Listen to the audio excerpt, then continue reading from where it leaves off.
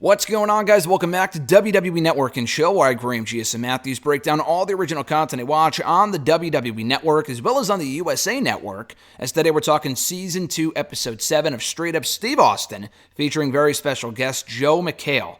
So this was a really, really good episode, and Joel McHale has been on a bunch of stuff, from The Soup to Community. I'm very familiar with his work. He was actually the host of that, and this is really random, but of that reunion special they did for Tiger King on Netflix last year. And I think he even referenced in the special, like, oh, they just needed someone to host it, so they called me up randomly, like this morning. So I thought that was cool. I mistakenly said last week that this week would be the season finale of the show. I forgot Joel would be on the season. My apologies to Joel. I thought Charlotte was the final guest. She will be, and she is, next week. So next Monday, this coming Monday after Raw on USA Network, will be the Season 2 finale of the show. And then that's it. I know Miz and Mrs. comes back in April. I know Dark Side of the Ring is coming back at some point this year. So I will have no shortage of content to review here on the channel. But yeah, the replacing the Steve Austin reviews, I usually put them up on Tuesdays along with the Raw Talk reviews, but for the last couple of weeks I've been doing them on Fridays just because it works better for my schedule. But yeah, that review will be up next Friday as well with Charlotte Flair and Steve Austin. But as far as this one is concerned, they talk about how he started hosting The Soup, and that was really where he got his big break in hosting and in acting and stuff like that. And then he joined Community, and I never watched Community, but I am kind of slightly familiar with the show. So one of the first things that he and Steve talk about is how people think he's a dick, because I guess he plays like dick characters in shows and stuff, so people automatically assume that he's a dick, which I thought was funny. And he said that he just, in terms of how he became successful, he just said yes to everything, all types of gigs, just because he never wanted a real job. And then he started acting in Los Angeles and LA.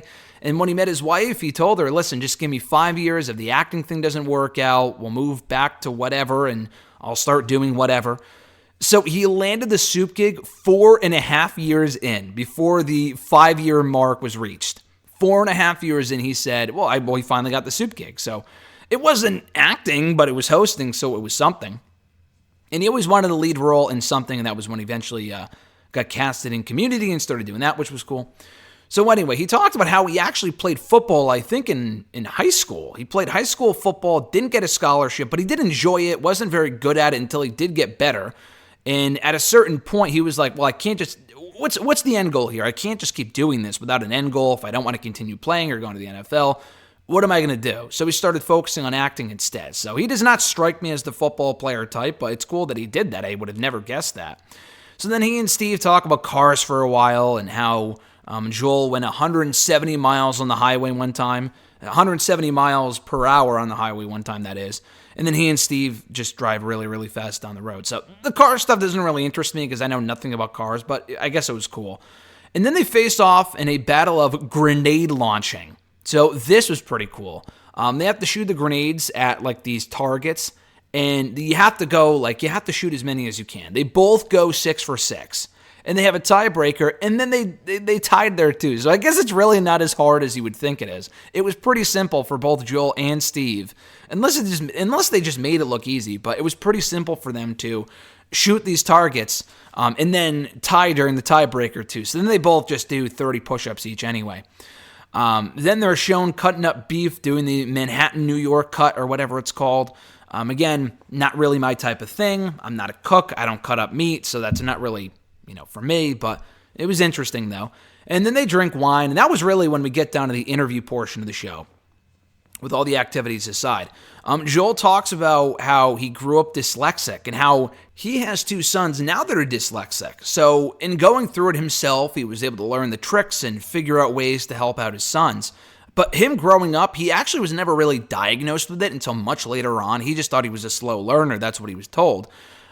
So he basically literally just cheated his way through high school. That was how he just cheated his way through school because he couldn't really read that well, and no one was really helping him improve because it was like one of those it is what it is type of situations. It was so bad up until he started doing The Soup, 10, 15 years ago, whenever that was, where it took him 4 hours to get through 22 minutes of jokes, reading off like a teleprompter type thing. So that was really, really tough for him. But, in order to, it doesn't really officially go away like entirely, but He's learned to deal with the anxiety part of it and not get worried about what people are thinking about him and being ashamed or blah, blah, blah. He's been able to figure out how to deal with it, and that's made it a lot easier for him and his sons, because nowadays, I guess there's a lot more ways to deal with it and work through it, as opposed to when he grew up, when there really wasn't much for people who had to deal with dyslexia.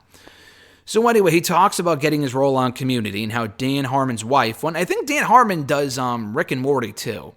I believe so, just because I've heard the name before, and I'm pretty sure he's in charge of Rick and Morty. But I guess his wife or his girlfriend or something was watching The Soup one day and then said, oh, that's your Jeff. That's the character that you want for Jeff on Community.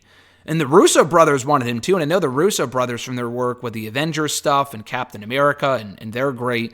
So the Russo brothers wanted him. Dan Harmon wanted him on the show. The network did not. So eventually they ended up convincing the network after they taped his tryout or whatever, and they ended up convincing the network to get him on the show, which was interesting.